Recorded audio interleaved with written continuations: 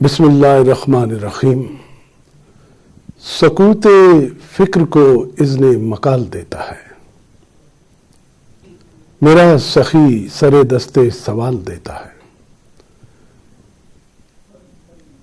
یہ جتنے اشعار میں ابھی پڑھنے جا رہا ہوں، کراچی سے بہت اچھی شاعرہ ہیں، ڈاکٹر ثروت رضوی، ان کے اشعار ہیں۔ سکوت فکر کو اذن مقال دیتا ہے، میرا سخی سر دستے سوال دیتا ہے۔ وہ اپنے دست ہنر سے نکھارتا ہے شبیں، وہ اپنے دست ہنر سے نکھارتا ہے شبیں، وہی تو موسم گل کو جمال دیتا ہے۔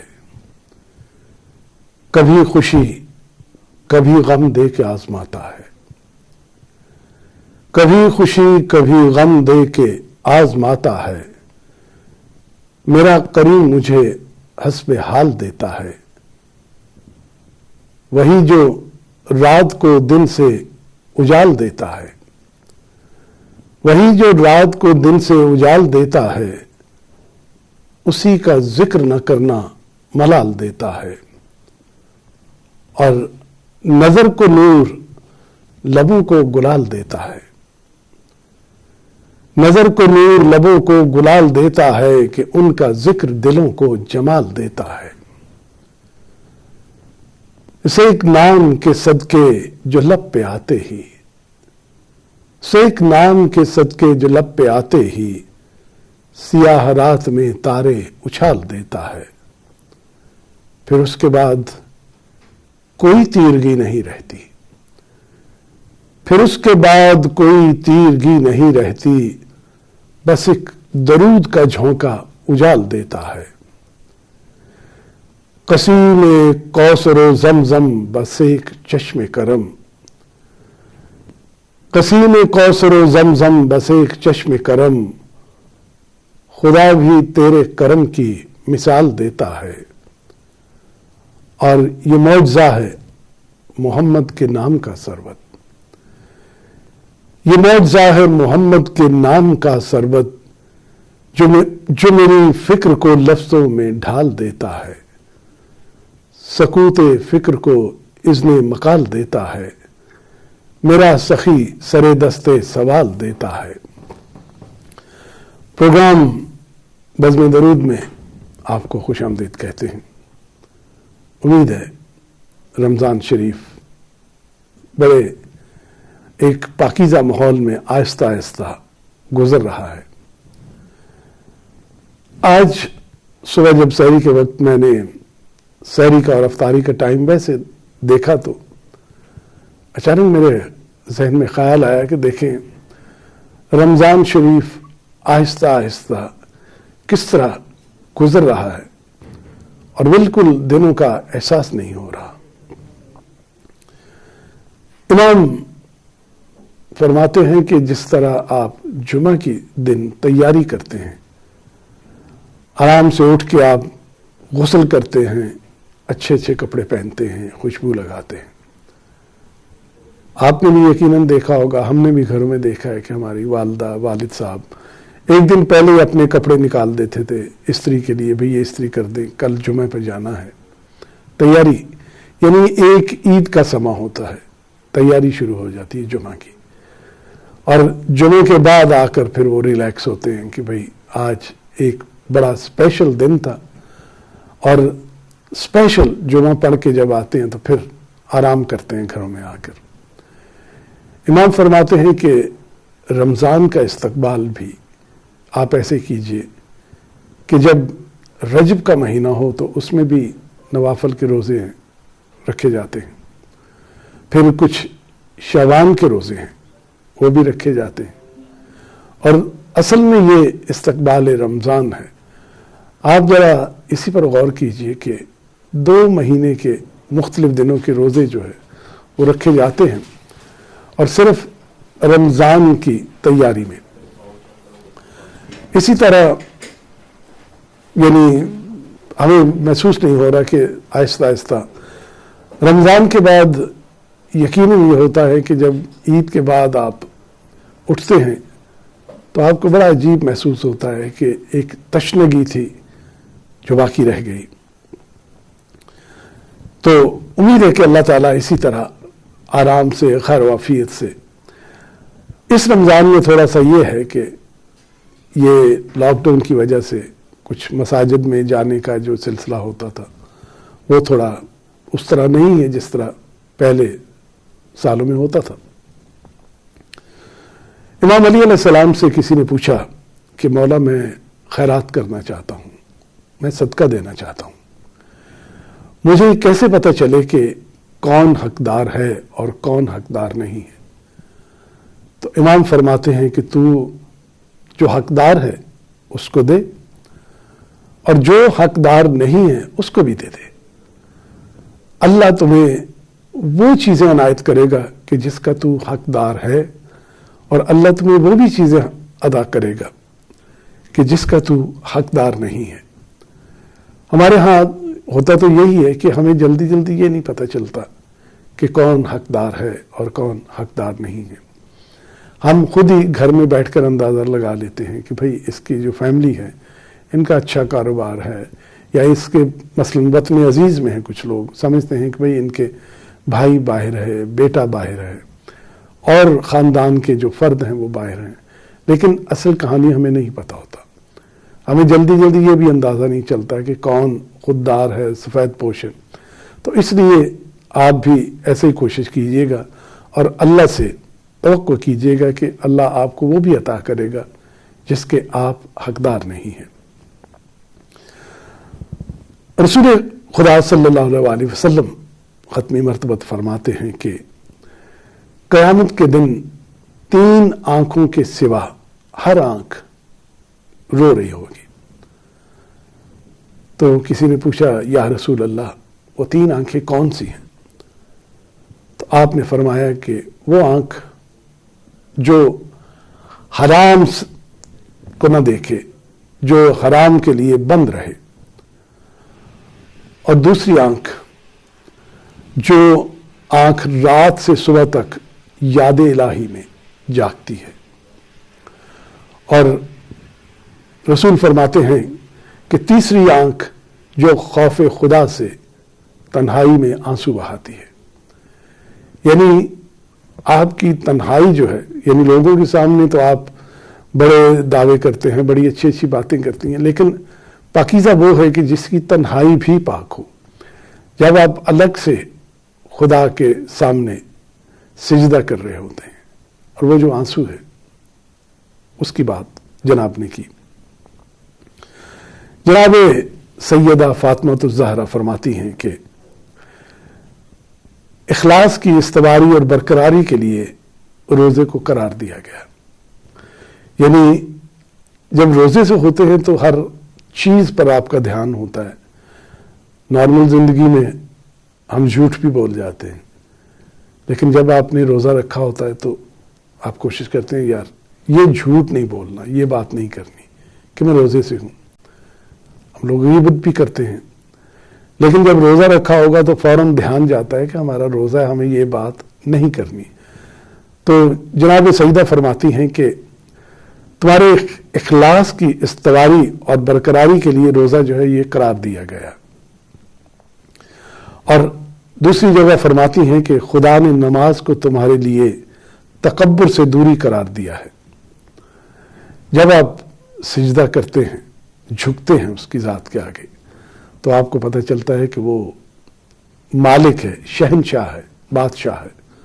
بادشاہی جو ہے وہ اللہ کی ہے.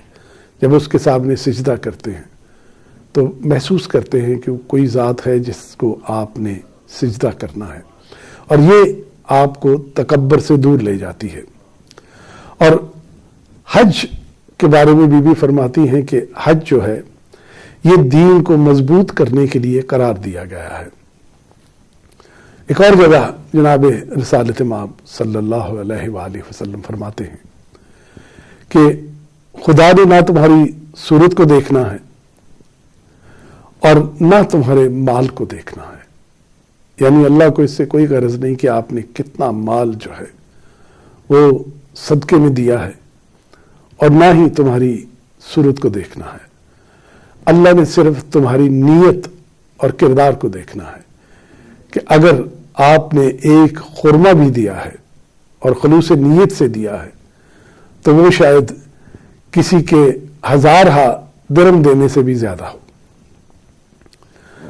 پھر ایک جگہ جناب رسالت مآب صلی اللہ علیہ وسلم فرماتے ہیں کہ 5 چیزوں کو آپ غنیمت سمجھیں، یعنی 5 چیزیں ایسی ہیں جن کو آپ غنیمت سمجھیے گا۔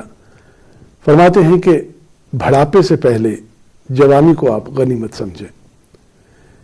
جوانی جب ہے تو ہے، لیکن آہستہ آہستہ آپ بڑھاپے کی طرف جا رہے ہیں، جوانی واپس نہیں آئے گی، اور اسے غنیمت سمجھیے گا۔ آپ رسول خدائی فرماتے ہیں کہ اللہ تعالیٰ بڑھاپے میں بوڑھے کی توبہ سے جوان کی توبہ کو زیادہ پسند کرتا ہے۔ اس کے بعد کہتے ہیں کہ بیماری سے پہلے صحت کو، اگر اللہ تعالیٰ نے آپ کو صحت دی ہے تو اس کا شکر ادا کیجیے گا۔ ابھی دیکھیے گا کہ کیسے کیسے لوگ جو ہیں آپ کے جاننے والے یقیناً ہوں گے، آپ کے تعلق والے ہوں گے، آپ کے رشتہ دار ہوں گے، جن کی بڑی اچھی صحت تھی اور اچانک آپ کو پتہ چلا کہ بیچارے اس جو موذی وائرس ہے اس کا شکار ہو گئے ہیں، ہاسپٹل میں پڑے ہیں، اور بدقسمتی یہ ہے کہ بیمار تو پڑے ہیں اور اس رمضان کا وہ جو ہے وہ فائدہ بھی نہیں اٹھا سکے۔ اور جو بیمار ہیں اللہ تعالیٰ ان کو اپنے حبیب کے صدقے میں صحت کاملہ عطا کرے تاکہ وہ جلدی جلدی گھروں میں واپس آئیں، اور جو رمضان کے روزے بچے ہیں اپنے خاندان کے ساتھ ان کو گزاریں۔ تیسری بات آقا دو جہاں فرماتے ہیں کہ فقیری سے پہلے مالداری کو، دولت جو ہے یہ آنی جانی ہے، آج آپ کے پاس ہے کل کسی کے پاس ہے، تو جب آپ کے پاس مال ہے تو اسے راہ خدا میں خرچ کیجیے گا۔ مجھے بلکہ ابھی یہ فقیری اور مالداری کے حوالے سے ایک بات ذہن میں آ گئی، اس کو پہلے میں آپ کے ساتھ شیئر کرتا ہوں کہ ایک شخص تھا جس کی زندگی آخری ایام تھے، تو اس نے ایک آخری وصیت کی۔ وصیت اس نے کی کہ اس کا ایک وسیع کاروبار تھا کھجوروں کا، بہت بڑا کاروباری آدمی تھا، تو اس نے وصیت کی کہ جب میں مر جاؤں، آخری ایام تھے اس کے، بستر مرگ پر تھا، تو اس نے کہا کہ یہ جو کھجوریں ہیں نا، یہ میں وصیت کر رہا ہوں کہ جناب رسالت مآب کی سپرویژن میں، ان کی سربراہی میں یہ میرا جو پورا گودام ہے اسے صدقہ اور خیرات کر دیا جائے۔ جب وہ شخص اس دنیا سے گیا تو اصحاب جو جناب کے تھے انہوں نے جا کر بتایا کہ فلاں فلاں شخص جو ہے اس دنیا سے چلا گیا ہے، تو اس کی وصیت یہ تھی کہ میرا جو گودام ہے اس کی ساری کھجوریں غریبوں میں بانٹی جائیں، لیکن جناب ختمی مرتبت کی سربراہی میں، ان کی سپرویژن میں۔ جناب نے کہا کہ ٹھیک ہے چلیں۔ اس گودام کو کھولا گیا، بہت سے لوگ صدقہ خیرات کے لیے جمع ہو گئے، لوگ وہ جو بوریاں تھیں اٹھا اٹھا کر باہر لا رہے تھے اور غریبوں میں اسے تقسیم کر رہے تھے۔ جب ایک صحابی حاضر ہوا تو اس نے کہا یا رسول اللہ، اب گودام خالی ہے، ہم نے ساری چیزیں جو ہیں وہ باہر لا دی، رکھ دی ہیں اور تقسیم کر دی ہیں۔ جناب رسالت مآب صلی اللہ علیہ وسلم آہستہ آہستہ گودام کے اندر تشریف لے گئے، سارے گودام کو دیکھا تو نیچے دیکھا کہ ایک کھجور گری ہوئی تھی زمین پر جو کہ کھانے کے قابل بھی نہیں تھی۔ تو جناب نے وہ کھجور اٹھائی، تو جناب نے اپنے اصحاب کو مخاطب کیا، کہا کہ یہ شخص اگر اپنی زندگی میں یہ ایک کھجور کا دانہ جو ہے یہ اپنے ہاتھ سے خیرات کر جاتا تو اس کا ثواب جو ہے، اس کھجور کے ایک دانے کا ثواب جو ہے، اسے پورے گودام کی کھجوروں کے صدقے سے زیادہ ملتا۔ تو ان چیزوں پہ پھر ہم دھیان نہیں دیتے کہ جو آپ صدقہ اپنے ہاتھ سے دے جاتے ہیں، اپنے ہاتھ سے خیرات کرتے ہیں، یہ بھی آپ کا زاد راہ ہے۔ تو فرماتے ہیں کہ فقیری سے پہلے مالداری، پھر جناب فرماتے ہیں کہ مصروفیت سے پہلے فرصت کو، یعنی کبھی ایسا ہوتا ہے کہ کوئی ادھورے کام ہوتے ہیں، جب آپ کو یاد آتے ہیں تو آپ کے پاس فرصت نہیں ہوتی. پھر بندہ سوچتا ہے کہ بھائی میرے پاس تو فلاں فلاں دن جو تھے وہ چھٹی کے تھے، خالی تھے، میں اس میں قرآن پاک پڑھ لیتا، میں کوئی اور کام جو ہے وہ کر لیتا.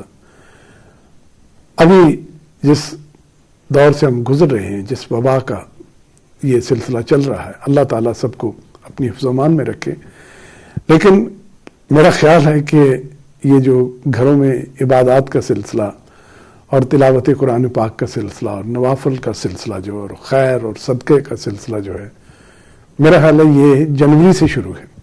یہ پہلا موقع ہے کہ لوگوں نے عبادت کا سلسلہ، نارملی تو رمضان میں وہ شروع کرتے ہیں، لیکن اس بار یہ سلسلہ بہت پہلے سے شروع ہو گیا. تو یہ ہے کہ اب آپ کے پاس موقع ہے، مصروفیات نہیں ہیں، قرآن پاک پڑھیں، یعنی اور چیزیں جو ہیں وہ دینی کتابیں پڑھیں، بچوں کو بٹھائیں، ان کو یہ چیزیں جو ہیں وہ ٹیچ کریں. تو فرماتے ہیں کہ مصروفیت سے پہلے فرصت کو، اور آخر میں جناب فرماتے ہیں کہ موت سے پہلے زندگی کو. یعنی جو چیز آپ نے ابھی کر دی، اپنے ہاتھ سے کسی کو دے دیا، آپ کو اگلے پل کا نہیں پتا. آپ کو یہ نہیں پتا کہ آپ نے نوالا توڑا ہے، اور نوالا توڑ کر آپ اسے اپنے منہ تک لے گئے ہیں، لیکن اس کے آگے اپنے منہ میں ڈال سکیں گے یا نہیں. اگر منہ میں ڈال لیا ہے تو یہ لقمہ آپ کے حلق کے نیچے اترے گا بھی کہ نہیں. یعنی اگلی گھڑی کا کسی کو کوئی پتہ نہیں. سو جو کام کرنے ہیں ابھی موقع ہے. ہم کتنے جنازوں میں شامل ہوتے ہیں، قبرستان جاتے ہیں، اپنے ہاتھ سے اپنے عزیزوں کو، اپنے پیاروں کو قبر میں اتارتے ہیں. اور کتنے دوست احباب ہیں جن کے ساتھ جنازے میں ہم شامل ہوتے ہیں اور قبرستان جاتے ہیں، اپنے ہاتھوں سے دفناتے ہیں. لیکن ہم نے کبھی اس بات پر بھی غور نہیں کیا کہ یہ اگر مرنے والے سے اگر آپ پوچھ سکیں کہ بھائی اگر تمہیں زندگی دی جائے تو تم کیا کرو گے، تو وہ ایسی ایسی چیزیں بتائیں گا کہ آپ کے رونگٹے کھڑے ہو جائیں.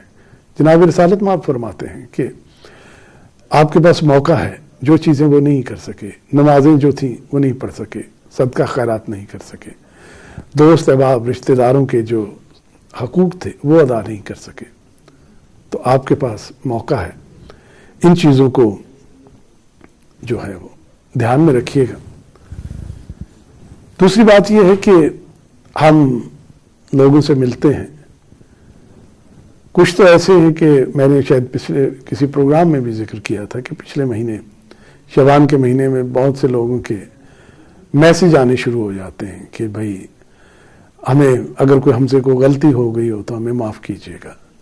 یعنی یہ چیزیں ہم اچانک ہمیں خیال آتا ہے کہ روزمرہ کی زندگی میں ہم دھیان نہیں دیتے کہ ہم نے جانے میں یا انجانے میں کس کس کا دل دکھایا ہے. تو اس میں مجھے ایک یعنی یہ ہے کہ جب کسی سے ملے، آپ کی یہ جو ایک مسکراہٹ ہے، اپنے مومن بھائی سے جب آپ ملتے ہیں یا کسی سے بھی ملتے ہیں تو ایک مسکراہٹ جو ہے یہ بھی صدقہ ہے. کسی سے ملتے وقت آپ مسکرائیے گا، مسکرا کے ملیں گے تو یہ اگلے کو بھی اس کی بڑی خوشی ہوگی جب آپ مسکرا کے کسی کو ملیں گے، مسکرا کر کسی کا استقبال کریں گے. تو الخوارزمی نے ایک بڑا انوکھا حساب لگایا ہے اخلاق کے حوالے سے. یعنی اخلاق کے بہت درجے ہیں، بہت نیکیاں ہیں اخلاق کی. کسی سے آپ بچوں سے ملیں تو کس طرح پیار سے ملیں، بڑوں سے ملیں تو کس ادب سے پیش آئیں ان کو. تو خوارزمی نے کہا ہے کہ یعنی اس نے ایک کیلکولیشن کی ہے.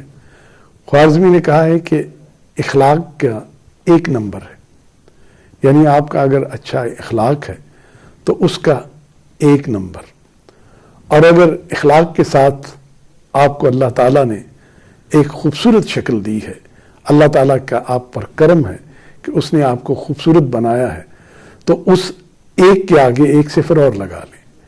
یعنی اخلاق تھا 1، اگر خوبصورت ہیں تو اس کے ساتھ آپ لگا لیں 1 صفر اور، آپ کے 10 نمبر بن گئے. اور اگر آپ اخلاق بھی اچھا ہے، آپ خوبصورت بھی ہیں، تو اللہ تعالیٰ نے آپ کو رزق، روٹی، مال دیا ہے، یعنی آپ بہت صاحب حیثیت ہیں، مال و دولت ہے آپ کے پاس، تو آپ اس کے آگے 1 صفر اور لگا لیں، یعنی آپ کے نمبر بن گئے 100۔ اب خوارزمی کہتا ہے کہ اخلاق بھی آپ کا اچھا ہے، چہرہ بھی آپ کا خوبصورت ہے، مال و دولت بھی ہے، تو آپ نے 100 نمبر آپ کے بن گئے۔ اب خوارزمی کہتا ہے کہ اگر آپ کا حسب نسب ہے، آپ ایک بڑے اچھے خاندان سے آپ کا تعلق ہے، ایک اعلیٰ نسل ہے، کوئی ڈفرنٹ یعنی کہ بہتر خاندانی پس منظر جو آپ کا ہے وہ بڑا ہے، تو 1 صفر اور لگا لیں۔ اس نے ٹوٹل کر دیے آپ کے 1000 نمبر، یعنی پہلے 1 تھا اور اس کے آگے اس نے 3 صفرے لگا دیے۔ خوارزمی کہتا ہے کہ یہ ساری چیزیں ہونے کے باوجود اگر آپ کے پاس اخلاق نہیں ہے تو اس 1 کو آپ ہٹا دیجئے گا، پیچھے آپ کے 3 صفرے بچتے ہیں۔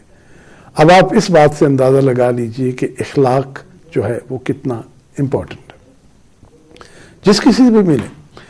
اب گھڑی کی طرف میں دیکھ رہا ہوں تو دیکھیں باتوں میں پتہ بھی نہیں چلتا، تو اس میں ایسا ہے کہ ایک، کیونکہ میرا تعلق بھی ڈسٹرکٹ گجرات سے ہے، سرائے عالمگیر سے ہے، تو چلتے چلتے مجھے اسی پہ اختتام کریں گے کہ میاں محمد صاحب جو ہیں ہمارے بہت بڑے صوفی شاعر ہو گزرے ہیں، جن کو عارف کھڑی بھی کہا جاتا ہے، اور ہمارے علاقے سے میرا خیال شاید 14-15 میل دور ہوں گے، اور بہت دفعہ جانے کا اتفاق بھی ہوا، بہت سے دوست ان کا کلام پڑھتے بھی ہیں۔